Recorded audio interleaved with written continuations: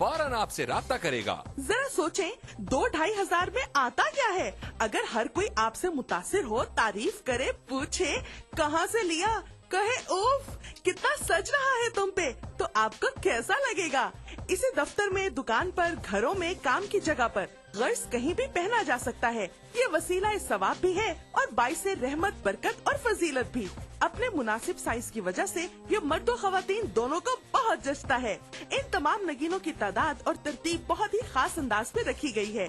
इनके नायाब चुनाव में इनकी तासीर और अहमियत का बहुत ख्याल रखा गया है। Super emerging premium quality technology से 1 ग्राम गोल्ड प्लेटिंग के जरिए इस लॉकेट की बेहतरीन धात को महफूज कर दिया गया है, जो सोने से भी बढ़कर शानदार और चमकदार है। और इसमें जड़े white diamond cut American stones को उसी टेक्नोलॉजी पर तराशा गया है जिस पर दुनिया के अब तक के सबसे कीमती हीरो को तराशा गया है। इससे खारिज होने वाली रोशनी कई रंगों में तकसीम हो जाती है और चाहे रोशनी ज्यादा हो या कम, ये नायाब जरकून मुसलसल झिलमिलाते रहते हैं।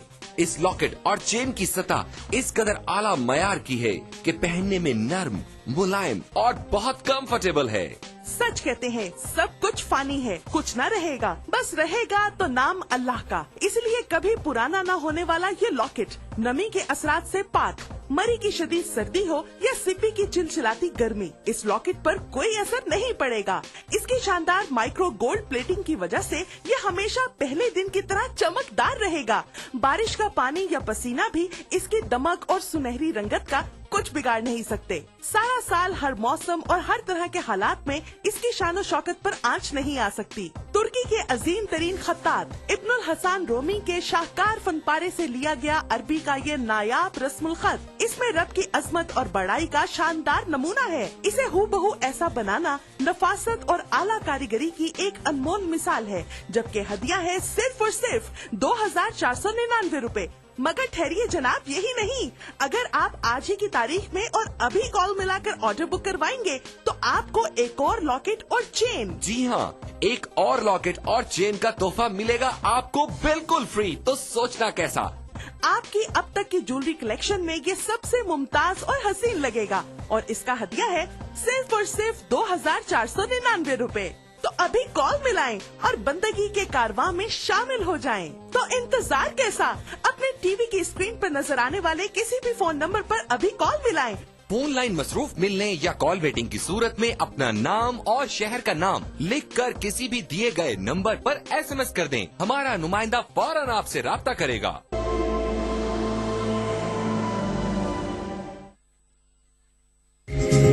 ETV उर्दू पर अगला प्रोग्राम। इस प्रोग्राम को पेश करने में ताउन कर रहे हैं Shri ultra red oxide, Bharat का एकमात्र जंग रोधक सीमेंट।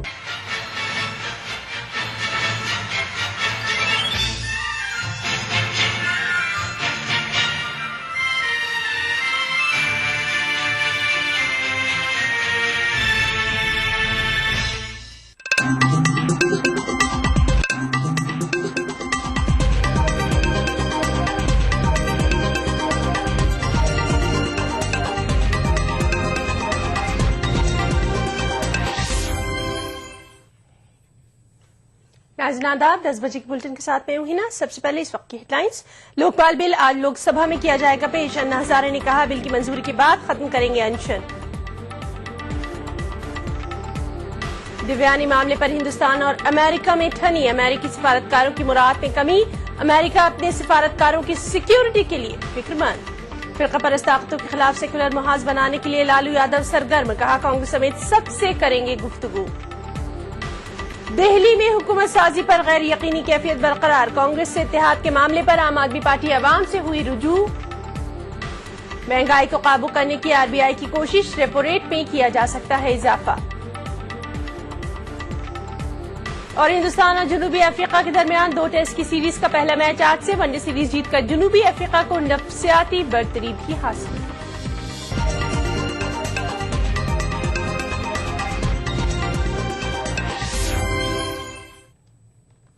सबसे पहले बात करेंगे लोकपाल की। तरमीमशुदा लोकपाल बिल को राज्यसभा ने कई घंटे की बहस के बाद मंजूरी दे दी। आज लोकसभा में इसे पेश किया जाएगा। उम्मीद की जा रही है कि लोकसभा में इसे मंजूर कर लिया जाएगा। The bill as amended be passed. The question is that the bill as amended be passed. Those in favor will please say aye. Those against will please say no. I think the ayes have it, the ayes have it, the ayes have it. The bill as amended is passed. 5 घंटे की बहस के बाद राज्यसभा में Lokpal bill मंजूर कर लिया गया। समाजवादी पार्टी ने इस बिल की शदीद मुखालफत की। उसने बतौर एहतजाज ऐवान से वॉकआउट किया। समाजवादी पार्टी को बिल की बाज तजावीज पर एतराज है। हुकूमत ने इसे तारीखी लम्हा करार देते हुए इस बिल की हिमायत करने वाली सभी जमातों का शुक्रिया अदा किया है। लोकसभा में भी ये सर्वसहमति से पास होगा। ये एक ऐतिहासिक दिन इसलिए है कि आवश्यकता थी और पूरे देश की मांग थी और समय आ गया था कि जो परिस्थितियां देश में उत्पन्न हुई थी कि इस प्रकार का एक कानून बने ताकि जो विश्वास लोगों को व्यवस्था में और राजनीति में जो विश्वास उठ रहा था ये विश्वास फिर से कायम हो। राजनीतिक दलों का योगदान का और श्रेय भी सभी को जाता है कि उन्होंने राजनीति से उठकर एक ऐसा फैसला किया है जो जनता चाहती थी, क्योंकि जनता करप्शन से त्रस्त है। राज्यसभा में बिल की मंजूरी महज एक रस्म थी, क्योंकि समाजवादी पार्टी के अलावा सभी जमातें इसकी हिमायत कर रही थी। स्वागत योग्य है। मैं यही कहूंगा कि देश में जो भ्रष्ट हैं उनके खिलाफ कार्रवाई होनी चाहिए, जो ईमानदार हैं उनको काम करने का अवसर मिलना चाहिए, और ऐसे लोग जो ये समझते हैं कि सिर्फ वही ईमानदार हैं और बाकी भ्रष्ट है, उनको भी समझना चाहिए कि देश का संसदीय लोकतंत्र चुनौती आती है तो अवसर के अनुसार खड़ा उतरता है। भ्रष्टाचार के खिलाफ इस मुहिम को और तेज करने के लिए और इसको एक निर्णायक और ले जाने के लिए ये जरूरी था कि सभी जो निजी कंपनियां हैं, सभी जो संस्थाएं हैं, अगर फॉरेन फंडेड एनजीओ हो या जो भी हो, जो सरकारी काम करते हैं और सरकार से पैसे लेते हैं उस काम के लिए, इन सबको भी लोकपाल के तहत लाना चाहिए था। इस बिल पर लोकसभा में बुध के रोज बहस होगी। 2011 में ऐवान नुमाइंदगान ने इस बिल को मंजूरी दी थी। ताहम राज्यसभा में बिल पर खूब हंगामा हुआ था, जिसके बाद इसे सेलेक्ट कमेटी के पास भेज दिया गया था। सेलेक्ट कमेटी ने इस बिल पर वसीतर इत्तेफाक राय बनाने के लिए कई तरामीम की सिफारिश की थी, जिसे काबीना ने मंजूरी के बाद मसवदे में शामिल किया था। Bureau report, ETV news. Rajya Sabha में बिल को मंजूरी मिलने पर अन्ना हजारे ने खुशी जाहिर की। ताहम उन्होंने ये भी कहा कि लोकसभा में बिल की मंजूरी तक उनका अनशन जारी रहेगा। अन्ना ने लोकसभा में बिल की मंजूरी को यकीनी बनाने की सभी सियासी पार्टियों से अपील की है। और देश की आवाज सुनकर राज्यसभा में बैठे हुए समाजवादी पार्टी को छोड़कर सभी पक्ष और पार्टियों ने इस बिल को जो सपोर्ट किया है, इसलिए जनता के तरफ से मैं इन सबको धन्यवाद देता हूं।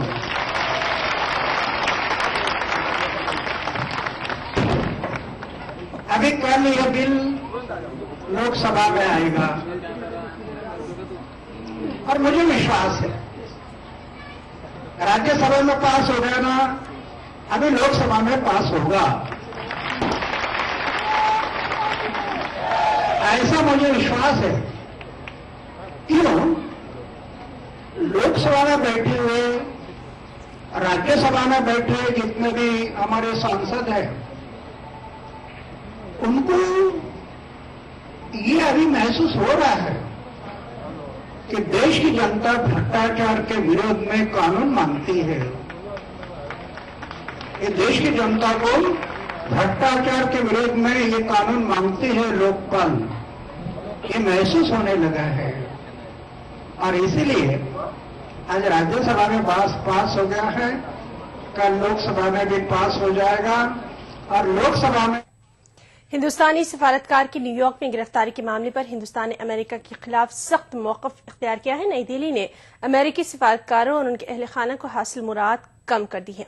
इसके साथ साथ हिंदुस्तान ने सफारत खाने और कौंसिल खाने के सभी अमले से शिनाख्ती कार्ड जमा करने को कहा है। देवयानी खोब्रागडे की गिरफ्तारी मामले पर हिंदुस्तान और अमेरिका के बीच ठन गई है। न्यूयॉर्क में नायब कौंसल जनरल देवयानी खोब्रागडे के साथ किए गए नाशाइस्ता सलूक पर यूं तो हिंदुस्तान सख्त एहतजाज पहले ही दर्ज करा चुका है और अमेरिका ने भी ये उम्मीद जताई थी कि इस एपिसोड का असर हिंद अमेरिका ताल्लुकात पर नहीं पड़ेगा, लेकिन वॉशिंगटन ने इस पूरे मामले पर मुआजरत खाही नहीं की, जिसका नई दिल्ली ने सख्त नोट लिया। नई दिल्ली ने अमेरिकी सिफारतकारों को हासिल खुसूसी मुराद कम कर दिए हैं। सिफारतकारों की एयरपोर्ट पास की सहूलत वापस ले ली गई है। इसके साथ साथ मशरूबात के इंपोर्ट क्लियरेंस पर भी रोक लगा दी गई है। नई दिल्ली ने अमेरिकी सिफारतकारों को शिनाख्ती कार्ड जमा करने की हिदायत भी दी है। इतना ही नहीं, दिल्ली ने अमेरिकी सिफारत खाना और कौंसिल खाने में खिदमात अंजाम दे रहे हिंदुस्तानी मुलाजमीन को दी जाने वाली तनख्वाहों की भी तफसीलात देने को कहा है। अमेरिकी स्कूलों में बरसरे खिदमत टीचरों के वीजा की तफसीलात भी नई दिल्ली ने वॉशिंगटन को फराहम करने की हिदायत दी है। इन सब हिदायत के साथ साथ नई दिल्ली ने अमेरिकी सिफारत खाने के बाहर से सभी बैरिकेड्स हटा लिए हैं। I appreciate the steps the Ministry of External Affairs has taken. More steps should be taken against the United States until they give an unconditional apology for what has happened.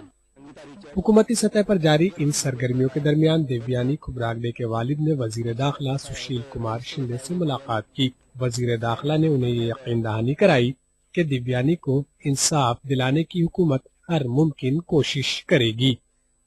उन्होंने मुझे ये बताया कि they are aware of that, they are fully convinced that my daughter is being unnecessary humiliated, harassed. It is a clear violation. Khurshid said that is a clear violation of the human right what they have done, the violation of Geneva Convention. So government is working in every manner to ensure that no harm is done to my daughter. इससे कबल अमेरिकी अरकान parliament के वक्त से वजीर दाखिला सुशील कुमार शिंदे, कांग्रेस के नायब सदर राहुल गांधी और बीजेपी के वजारत उज़्मा के ओहदे के उम्मीदवार नरेंद्र मोदी ने मुलाकात नहीं की थी। हत्ता के लोकसभा स्पीकर मीरा कुमार और कौमी सलामती मुशीर शिव शंकर मेनन ने भी अमेरिकी वक्त से मुलाकात नहीं की थी। शायद ये पहली बार हुआ है कि अपने डिप्लोमेट के साथ हुई बदसलूकी पर भारत सरकार ने अमेरिका को चुनौती दे दी हो। अब शायद जाते जाते मनमोहन सरकार को इस बात का एहसास हुआ है कि चाहे आम नागरिक हो या फिर डिप्लोमेट, उनके साथ हुई बदसलूकी को भारत बर्दाश्त नहीं करेगा। कैमरामैन रमेश रत्नाकर के साथ शैलेंद्र वांगू, ईटीवी न्यूज, नई दिल्ली।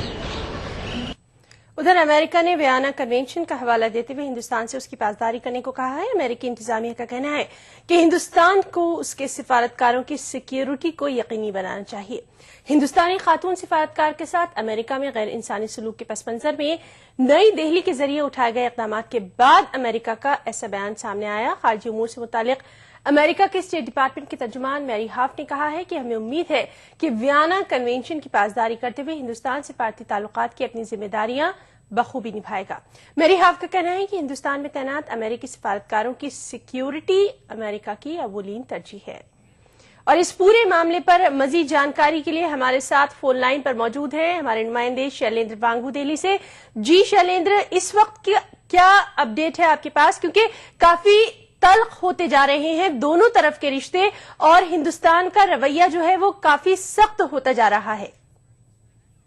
जी बिल्कुल हिना, अभी जो हालात है यहाँ पर देवयानी खोब्रागडे के मामले को लेकर उसमें कोई तब्दीली नहीं हुई है। अमेरिका ने अपना रुख पकड़ा हुआ है, भारत ने अपना रुख पकड़ा हुआ है। कल जिस तरह से भारत ने कुछ कड़े कदम उठाए थे, जिनमें से यूएस एम्बेसी के बाहर से बैरिकेड हटा दिए गए थे, उनके आई कार्ड वापस मांग लिए गए थे डिप्लोमेट से, उसके बाद कहीं ना कहीं अमेरिका में ये बात पहुंची है, कड़ा संदेश गया है, जिसके बाद अमेरिका ने कहा है कि जिस तरह से देवयानी खोब्रागडे को अरेस्ट किया गया है तो वो रिव्यू किया जाएगा, वो देखा जाएगा कि किन हालात में अरेस्ट किया गया, क्या उनको कर्तगी दी गई या नहीं। लेकिन उसके बाद ही दोबारा ये खबर आई कि यूएस मार्शल जो ये एग्जीक्यूट करते हैं अरेस्ट को, तो उन्होंने साफ कर दिया कि स्टैंडर्ड ऑपरेटिंग जो होते हैं अरेस्ट के दौरान वही किए गए हैं और जो नॉर्मल प्रोसीजर होता है उसके तहत ही उनको अरेस्ट किया गया है। जब उनसे पूछा गया कि उनको वेरिकेड्स के साथ रखा गया तो यूएस मार्शल का कहना था कि उनको महिलाओं के जो सेल होता है उसी में रखा गया था। तो पर फिलहाल इस अमेरिका के जवाब से भारत अभी फिलहाल सेटिस्फाइड नहीं है, मुतमईन नहीं है, क्योंकि अभी लगातार भारत ने कहा था कि एक तो जो अमेरिका इस पूरे मामले को लेकर माफी मांगी, और साथ ही साथ कहीं ना कहीं जो सोर्सेज है गवर्नमेंट में, उनका ये कहना है कि जो ये मामला है उसको क्रिमिनल से हटाकर सिविल किया जाना चाहिए। ये भारत की फिलहाल मांग है कि देवयानी के अरेस्ट का जो मामला है और देवयानी के खिलाफ जो चार्जेस लगाए गए हैं, इनको क्रिमिनल कोर्ट से हटा के सिविल कोर्ट में डाला जाना चाहिए, ताकि इनको नेगोशिएशन के जरिए हल किया जा सके। लेकिन फिलहाल अब तक जो रुख है उसमें कोई तब्दीली नहीं आई है, चाहे भारत हो या अमेरिका। और इसी बीच अमेरिका ने भारत को ये भी कहा है कि उनकी डिप्लोमेट की जो सिक्योरिटी है उसको वियना कन्वेंशन के तहत बरकरार रखा जाना चाहिए और सिक्योरिटी का ध्यान रखा जाना चाहिए। लेकिन इस पर अब तक गवर्नमेंट, जो भारत सरकार है, उनकी तरफ से अब तक कोई जवाब नहीं आया। देखा यह होगा कि आज विदेश मंत्रालय का क्या रवैया रहेगा इस पूरे मामले को लेकर, लेकिन अभी फिलहाल ये मामला सुलझता हुआ नजर नहीं आ रहा। जी शैलेंद्र, अमेरिका अपने डिप्लोमेट्स के लिए तो वियना जो समझौता हुआ है, वियना कन्वेंशन की, उसकी पासदारी करने के लिए हिंदुस्तान से कह रहा है, लेकिन खुद उसके वहां से जिस तरह से एक इंडियन डिप्लोमेट के साथ सलूक किया गया है, उस पर किसी तरह का अभी तक कोई रिएक्शन सामने नहीं आया है। तो शायद हिंदुस्तान का जो रुख इतना सख्त हो गया है वो बिल्कुल ठीक है, और अब अमेरिका की सबसे बड़ी प्रॉब्लम जो है वो यहां मौजूद अपने डिप्लोमेट्स के लिए सिक्योरिटी को लेकर देखी जा रही है। जी बिल्कुल, जिस तरह से अमेरिका की एम्बेसीज को दुनिया भर में खतरा रहता है, वो हर जगह, खासतौर पर गल्फ में, भारत, पाकिस्तान में, तो ऐसे में जाहिर तौर पर भारत में भी उनकी चिंताएं बढ़ गई होंगी। इस तरह की उनके एम्बेसी के बाहर से बैरिकेड हटा दिए गए हैं, सिक्योरिटी कम कर दी गई है, तो जाहिर तौर पर उनकी डिप्लोमेट की सुरक्षा उनकी सिक्योरिटी एक अहम मुद्दा है अमेरिका के लिए। तो वो चाहता है कि भारत वो सिक्योरिटी बरकरार रखे। तो लेकिन ऐसे में जाहिर तौर पर वियना कन्वेंशन की अगर हम बात करें तो जाहिर तौर पर सिक्योरिटी देना तो जरूरी है, लेकिन जिस तरह का ट्रीटमेंट, जिस तरह का बर्ताव किया गया देवयानी के साथ, वो सही नहीं था। यहाँ तक कि उनके लॉयर का भी कहना है कि यूएस ने जो इंटरनेशनल लॉज हैं, जो इंटरनेशनल कानून हैं, उनको फॉलो नहीं किया इस अरेस्ट के चलते, और जिस तरह का उनको ट्रीटमेंट किया गया, उनके स्ट्रिप सर्च किया गया और साथ ही साथ उनकी कैविटीज को चेक किया गया, तो ऐसे में जाहिर तौर पर एक अच्छा संदेश नहीं गया है, एक अच्छा मैसेज नहीं गया है इंडिया को। तो इसी के चलते कल गवर्नमेंट ने कुछ कड़े कदम उठाए हैं। जाहिर तौर पर इस वक्त अमेरिका पर दबाव है कि वो जल्द से जल्द इस मामले का हल निकाले, ताकि रिश्तों में जो एक दरार बन गई है वो आगे और गहरी ना हो। जी शैलेंद्र, अब आपसे आखिरी सवाल ये जानना चाहेंगे कि जिस तरह से तमाम पॉलिटिकल पार्टीज ने पार्टी लाइन से ऊपर उठकर इस मामले पर अपना मौकफ जो है, अपना रुख जो है वो सख्त किया है, तो अब और किस तरह के रिएक्शंस जो हैं वो हिंदुस्तान की तरफ से सामने आ रहे हैं? कई सिफारतकारों से मिलने से इनकार कर दिया गया, कई मीटिंग्स कैंसिल कर दी गई, उसके अलावा और किस तरह का रिएक्शन सामने आ रहा है? जी सर, कल जैसे देखा गया कि चाहे बीजेपी हो या कांग्रेस हो या जेडीयू हो, सभी पार्टियां मिलकर इस मामले पर एकजुट नजर आ रही हैं। उन्होंने साफ कर दिया था कि जिस तरह का अमेरिका का रवैया रहा है, ये पहला ऐसा मामला नहीं है जब अमेरिका ने भारत के किसी डिप्लोमेट को या किसी डिग्नेटरी को बदसलूकी से उनके साथ पेश आया हो। इससे पहले भी जो पूर्व राष्ट्रपति थे उनके साथ भी इसी तरह का कुछ एयरपोर्ट पर उनके साथ बदसलूकी की गई थी। लेकिन इस बार देखा यह गया है कि जिस तरह का कदम भारत ने लिया है, तो उस कदम के साथ सभी पार्टियां राजी हैं, चाहे राहुल गांधी हो या नरेंद्र मोदी हो। उन्होंने भी यहाँ पर आए हुए एक डेलीगेशन को, जो यूएस का एक एमपी डेलीगेशन था, उनसे उन्होंने मुलाकात नहीं की, साफ तौर पर एक मैसेज देने के लिए कि अगर आप हमारे किसी डिप्लोमेट के साथ इस तरह से बदसलूकी से पेश आते हैं, तो जाहिर तौर पर इस पूरे मामले पर भारत एक है, इंडिया का स्टैंड एक है, और इसमें कोई दो राय नहीं है कि इस तरह का जो बदसलूकी है वो जो देश है वो बर्दाश्त नहीं करेगा। जी शैलेंद्र, इस तमाम जानकारी के लिए आपका बहुत बहुत शुक्रिया। आप वहां इस मामले पर नजर बनाए रखिए, हम दोबारा आपसे राब्ता कायम करेंगे। तो नाज़रीन, ये थे हमारे नुमाइंदे शैलेंद्र वांगू, जो कि बता रहे थे कि इस एक मुद्दे पर तमाम पॉलिटिकल पार्टीज और तमाम पॉलिटिकल लीडर्स वो एक हो गए हैं और हिंदुस्तान ने अमेरिका के खिलाफ सख्त मौकफ इख्तियार कर लिया है। खबरें अभी और भी हैं, वक्त एक ब्रेक का, ब्रेक के बाद चल लौटते हैं। देवभूमि के समग्र विकास के लिए उत्तराखंड सरकार की पहल। 5 वर्ष की सेवा पूरी कर चुके दैनिक संविदा कर्मियों के विनियमितीकरण का राज्य सरकार ने लिया फैसला। 14 दिसंबर 2013 कट ऑफ डेट तय होने से कर्मियों को मिलेगा सीधा लाभ। वर्ग 4 की जमीन पर अब लोगों को मिलेगा मालिकाना हक। वर्ग 4 की जमीन का अब हमको मिलेगा मालिकाना हक। इस फैसले का हम सम्मान करते हैं और सरकार का शुक्रिया अदा करते हैं। पूर्व सैनिकों के लिए सरकार ने राज्य में भवन कर को पूरी तरह किया माफ, तो सैनिक विधवाओं के आवास के लिए अनुन्वय 1 लाख की राशि बढ़ाकर की 2 लाख। ये बहुत अच्छा काम किया उन्होंने। कम से कम इस सरकार ने इस बार तो सैनिकों के बारे में कुछ सोचा और हम उनका धन्यवाद करते हैं। आंगनबाड़ी कार्यकर्त्रियों का मानदेय में फिर किया 1000 का इजाफा। पुलिस कर्मियों के लिए पौष्टिक आहार भत्ते में 20% की बढ़ोतरी का भी राज्य सरकार ने लिया फैसला। राज्य के विकास के लिए वचनबद्ध है उत्तराखंड सरकार।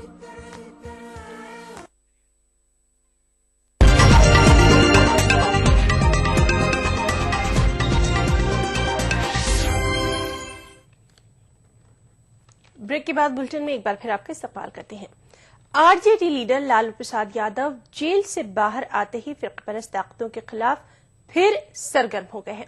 सुप्रीम कोर्ट से जमानत मिलने के बाद रांची से गुज़िश्ता शब पटना पहुंचे लालू यादव ने कहा कि फिरकापरस्त कुव्वतों से मुकाबला करने के लिए सेकुलर और हम ख्याल जमातों का इत्तेहाद जरूरी है। उन्होंने मजीद कहा कि वो कांग्रेस समेत तमाम सेकुलर जमातों से बात करेंगे। घर पहुंचने पर लालू यादव का उनकी अहलिया राबड़ी देवी और दीगर रिश्तेदारों ने पुरजोश इस्तकबाल किया।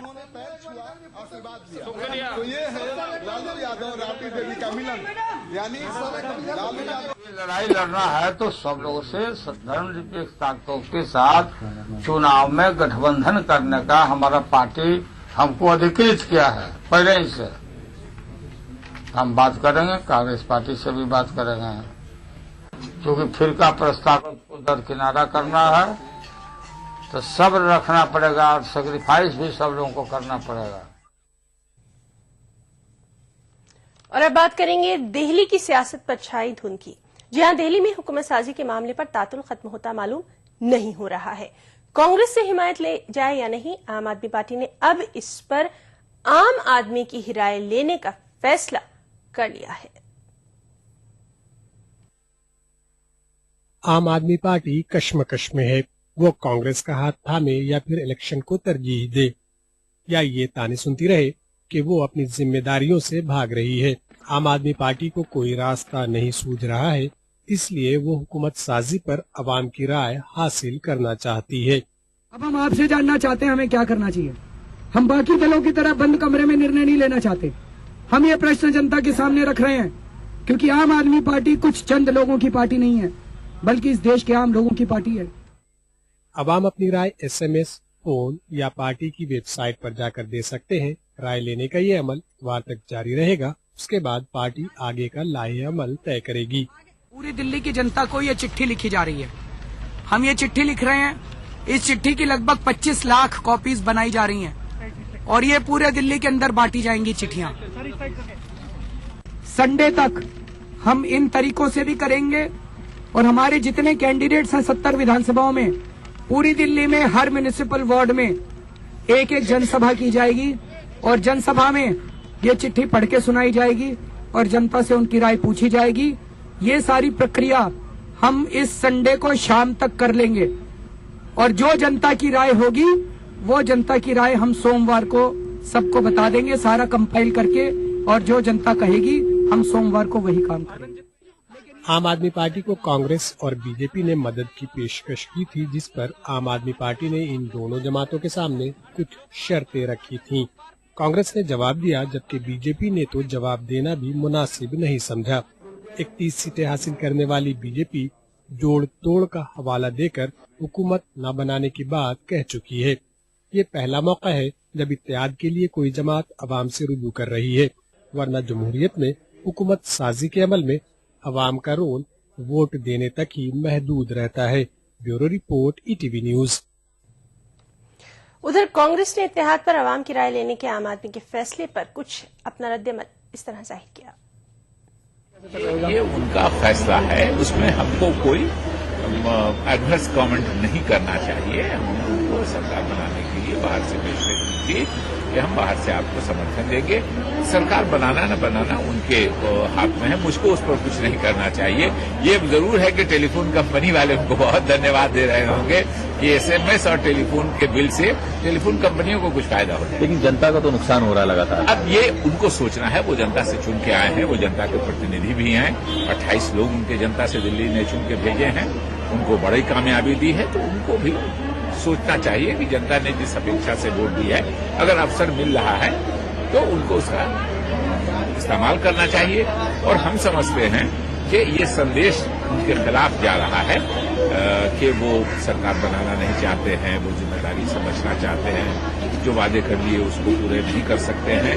इन कारणों से उनके खिलाफ मैसेज गलत जा रहा है, इसलिए आगे बढ़ के जो उचित संवैधानिक कार्रवाई है वो करनी चाहिए। कांग्रेस को लगता है वो बच रहे हैं जिम्मेदारी से।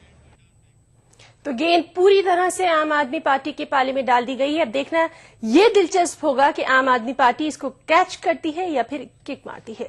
उधर लोकसभा चुनाव में अब चंद ही महीने का वक्त रह गया है। 4 रियासतों में हार का मुंह देखने के बाद कांग्रेस पार्टी लोकसभा चुनाव में बेहतर मुजाहरा करना चाहती है और इसी सिलसिले में कांग्रेस चुनाव की हिकमत अमली का आज ऐलान करेगी। आज सोनिया गांधी की क़यादत में कांग्रेस के एमपीज की मीटिंग भी होने वाली है। कांग्रेस सदर सोनिया गांधी आज लोकसभा चुनाव के लिए हिकमत अमली का ऐलान करेंगी। 4 रियासतों के असेंबली चुनाव में करारी हार के बाद कांग्रेस सदर पार्टी के अरकान पार्लियामान से तबादले ख्याल करेंगी। कांग्रेस पार्लियामेंट्री पार्टी की जनरल बॉडी की मीटिंग से सोनिया गांधी और वजीर आजम मनमोहन सिंह खिताब भी करेंगे। पार्टी ने पहले ही ऐलान कर दिया है कि ऑल इंडिया कांग्रेस पार्टी की मीटिंग 17 जनवरी को मुनक्किद की जाएगी और उसी दिन वजारत उज़्मा के ओहदे के लिए राहुल गांधी को उम्मीदवार के तौर पर पेश किया जा सकता है।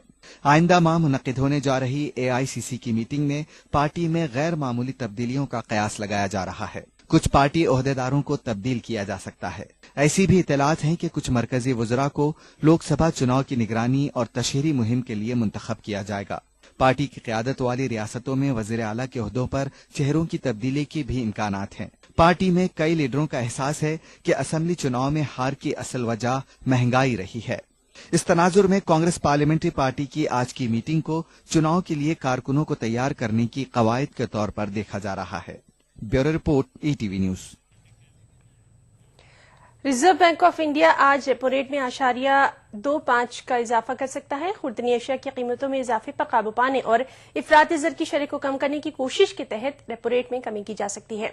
आरबीआई के गवर्नर रघुराम राजन की क़यादत में मुसलसल तीसरी बार इस कलीदी पॉलिसी रेट यानी रेपो रेट में इजाफा किया जा रहा है। उधर अवामी शोबे के बैंकों में आज कामकाज मुतासिर हो सकता है। बैंक मुलाजमीन की बेशतर अंजुमनें अपने मुतालबात के हक में आज एक रोजा हड़ताल कर रही हैं। United forum of bank unions के कन्वीनर CH वेंकटचलम ने कहा कि इंडियन बैंक एसोसिएशन और मुलाजमीन यूनियंस के दरमियान बातचीत की नाकामी के बाद हड़ताल पर जाने का ये फैसला लिया गया। ट्रेड यूनियनों के लीडरों ने तनख्वाह में 5% इजाफे की पेशकश को मुस्तरद कर दिया है। मुल्क के सबसे बड़े bank state bank of India भी आज हड़ताल में शामिल हैं। मुल्क भर में अवामी शोबे के 27 बैंकों की 50,000 के करीब शाखें हैं जिनमें आज कामकाज मुतासिर रहेगा।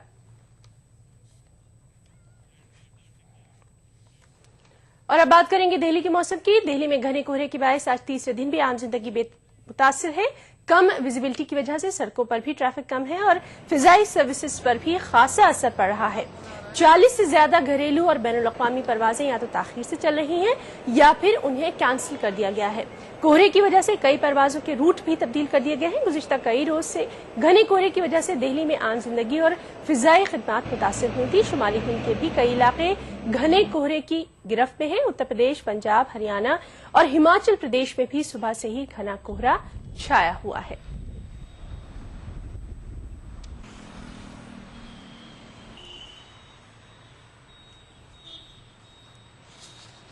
ठंड की वजह से एक तो हमारा 1.5 घंटा फ्लाइट लेट हो गया, जिसकी वजह से हम यहाँ खड़े हैं अभी तक। ट्रेन भी मिस हो गई और आगे जाने के लिए ट्रेन मिस हो गया हमारा।